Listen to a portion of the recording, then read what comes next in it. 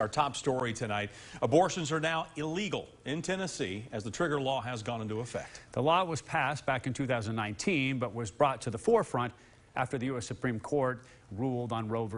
Wade in June. It's a decision millions of Americans are now dealing with, as WAT's Veronica Obey reports. That includes one East Tennessee woman who had an abortion earlier this year and believes the Tennessee abortion law is a mistake. Veronica.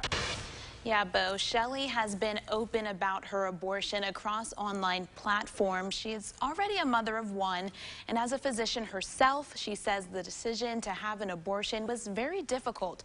But she believes if others could understand the depth of why women may need the procedure, it would be clear that something needs to change.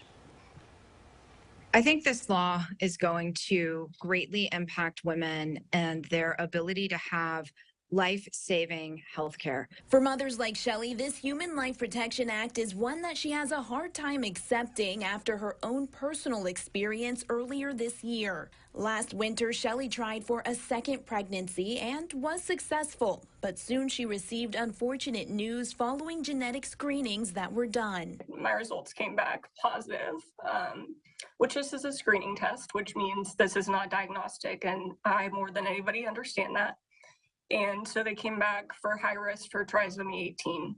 Shelly is not only a mother, she's also an OBGYN. Having knowledge in the medical field, Shelly decided to have more tests done, and each came back with strong signs of trisomy 18. Of the babies that are born, live born with trisomy 18, about 90% of them do pass by age 1. Now, there are some outliers there, but those are kind of the general statistics that we know about. With the information and results Shelly had, she made a choice. In February, at 12 weeks pregnant, she had an abortion. It was a fast timeline, and that I got results on Monday and had the procedure on Friday. That's probably not the norm overall. That was me wanting to have some peace and be able to do what's best for my family. It was a decision that wasn't easy, one that still has an effect on her today, which makes it all the harder to accept the state's trigger law officially being in place.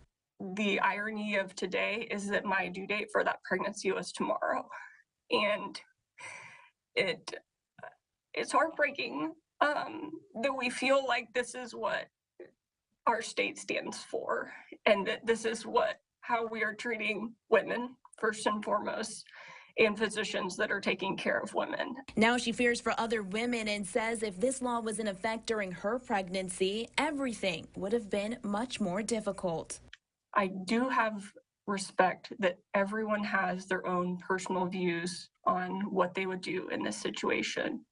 But for me, I don't think you can fully appreciate what this decision might feel like if you've never been faced with it, and how privileged you must be to have not been in a situation.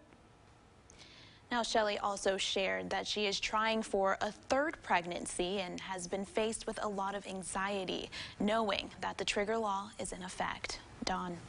Veronica, thank you. The law, by the way, does not criminalize women who are seeking an abortion, only physicians who attempt or perform one. Criminal defense attorney Chloe Akers says that she has launched a legal resource center to assist providers, attorneys, and patients in navigating the consequences of the law. We'll have more information over on our website at WATE.com.